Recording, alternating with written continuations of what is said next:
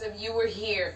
We danced with your Reasonable Doubt castmates, and we had a ball. You were jamming there. That video got millions of views. It got so. Do people come up to you and compliment your dance moves? They do not. But it doesn't stop me. I'm telling you. You like how when I karaoke, I can't sing, but I commit. Yeah. That's how you are. You come out, you commit. I'm gonna commit to be bad. I'm gonna be the worst. But I got the context. I was like, okay, back the thing up. You know my era. Now, I remember asking you this when you came the last time with Reasonable Doubt cast, and I asked about a sex scene. You promised me a sex scene in Reasonable Doubt. And when I tell you, you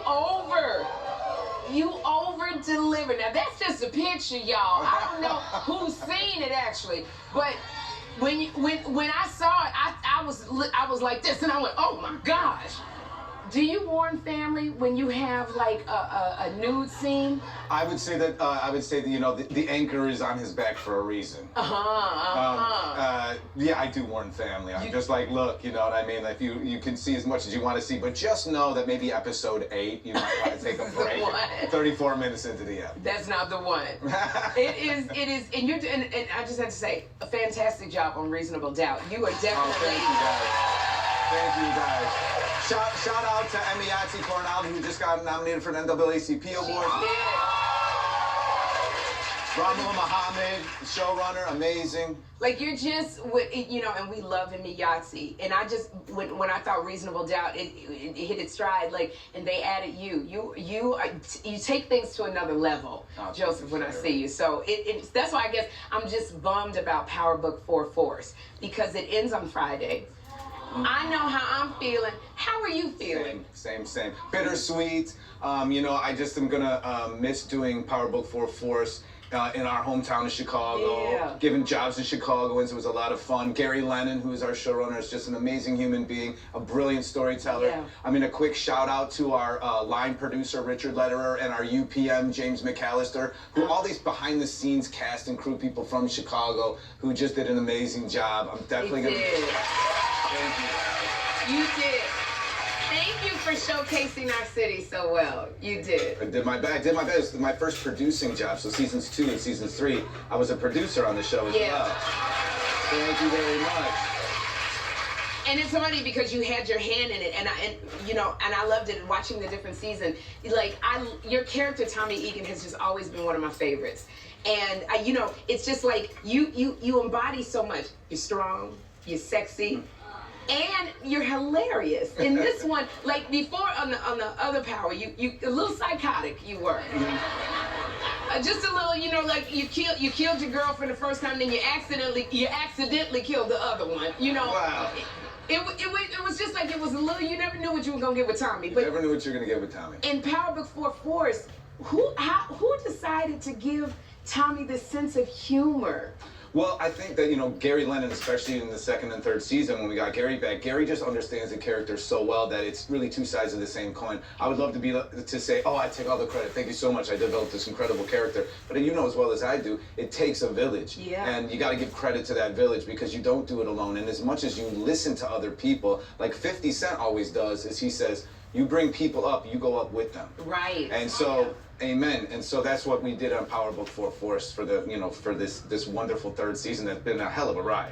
And I love it. I love this side of Tommie that I didn't get to see before. That before was scary and sexy. This is like sexy and funny. This is like the person you want to wake up with just laughing. Sexy and funny. It sounds like somebody else I know. All right now, Joseph.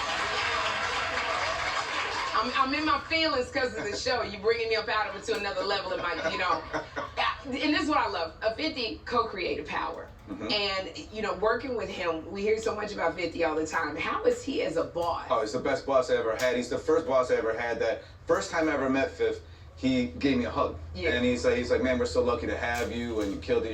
This is gonna be amazing. And so that really just kind of sets the stage for you to succeed. Right. He was also so encouraging for the Tommie role and always telling me, you know, great job, and there's a future in this, and we're gonna keep working together. But he keeps his word. I think that's kind of the Fifth, I would say, always keeps it neighborhood and never Hollywood. Okay, okay, he's real.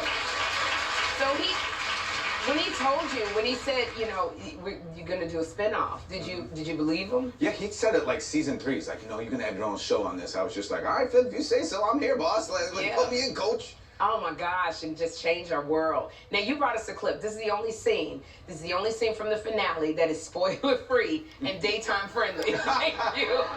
Thank you. You're gonna keep us on the air, Joseph, with this clip. So take a look. I got some business to settle, Bump. You cover up that piece. There's still people here. D-Mac about to go down. I can't have you wilding out on me right now. Jannard is gonna pay for what he did to your father. I promise. I know this hard. But our next move has got to be solid. I can't have you making crazy moves by yourself right now. What if something happens to me? You're all I got. I need you to look after Maria and my kid.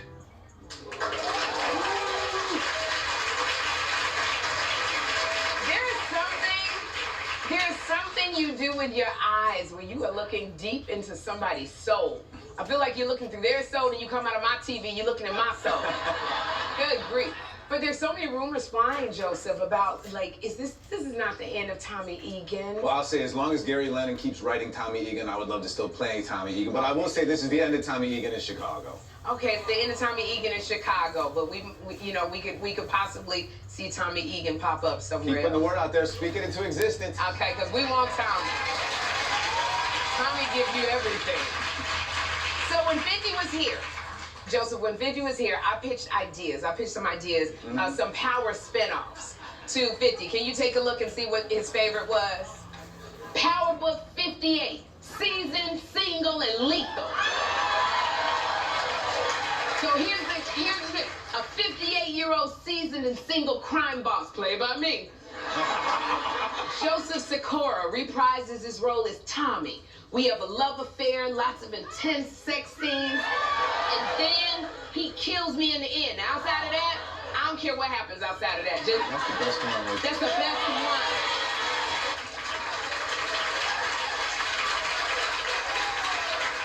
one. Look. He was the boss. I pitched it. He was on board. What do you think? I really like the sound of that, Sherry, but I gotta tell you, I just wonder what that would look like. I wonder what it would look like too. So what I will say is up next, Joseph Sikora and I star in the exclusive premiere of Power Book 58, season single and